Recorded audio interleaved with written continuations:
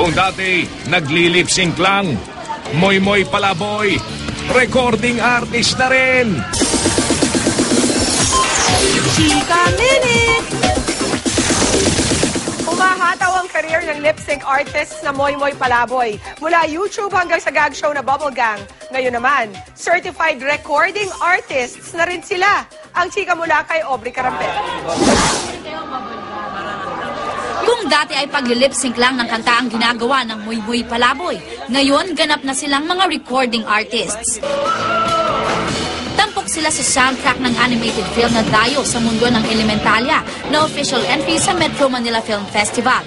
Sa panayam ng GMA News, sadya nilang binago ang kanilang boses para raw manatili ang misteryo ng kanilang normal na boses. Wala lang, trip lang rin.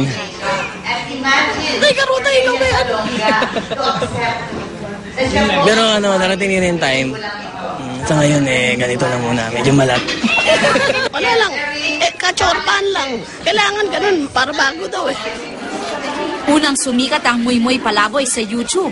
Nagtala na nga ng million hits ang in-upload nilang videos. Regular din silang mapapanood sa Bubble Gang. Pero hindi raw nila akalain na makakapag-record sila ng sarili nilang kanta. At malapit na raw silang magkaroon ng sarili nilang album. Medyo masaya. May chance na yun Aubrey Carampel updated sa Showbiz Happening.